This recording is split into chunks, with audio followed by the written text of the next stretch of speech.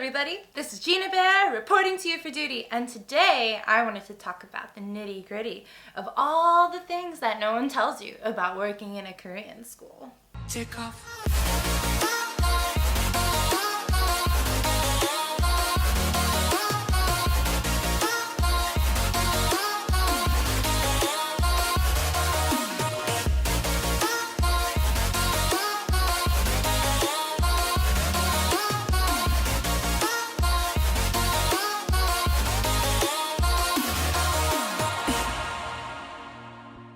Life is life, and there are going to be some things that are shocking to you and that you normally wouldn't do in your home country, but never fear, I'm going to tell you so you won't be afraid when you get here and start to teach. Or if you're just curious, stay right tuned and let's get into it. One of the first things no one will tell you is that Korean kids will cough and sneeze all over you.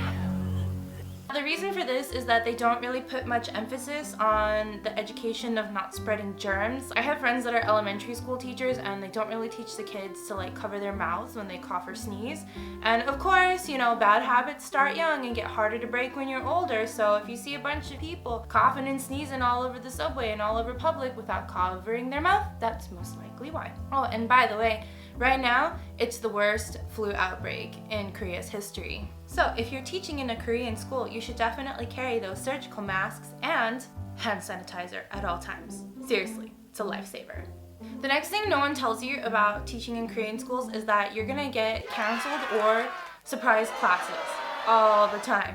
I can't even tell you how many times the schedule has changed and my co-teachers have thought that somebody else told me, and then all of a sudden, surprise, I'm ready for class and there's no students there, or surprise, there's students there and I had no idea. So in either situation, always plan ahead and always have backup lessons and games. In the classroom, you're gonna get those old school teachers that literally translate every single little thing that you say, and sometimes they translate it wrong. And for those of us who are familiar with archaic language learning practices, this is not the way to go, but the majority of their tests are based on grammar and vocabulary, so they're not really focusing on how to speak, they're just focusing on passing these tests. This may or may not be comfortable for some people, but the kids want to know everything about you.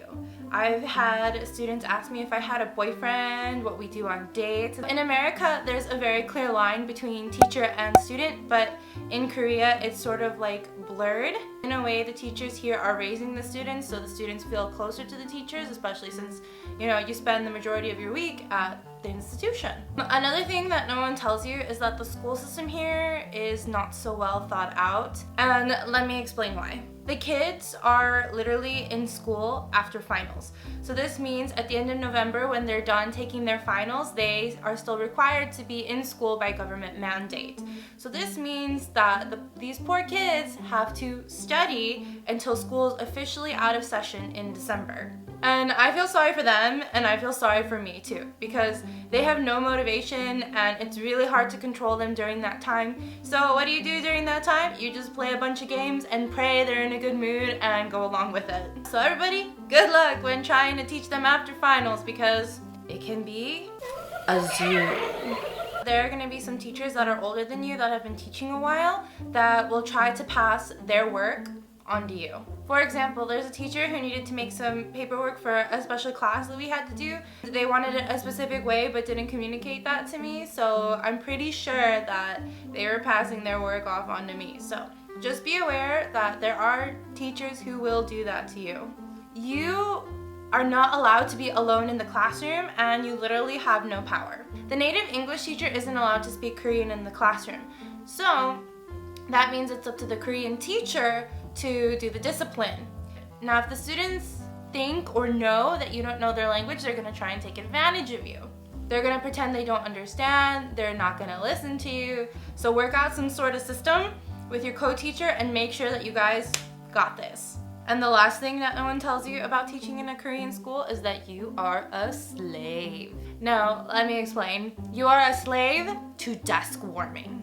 And that means even though there's nobody there and you have no work to do, you are expected to be there on time. You must warm the desk as you pass your life away.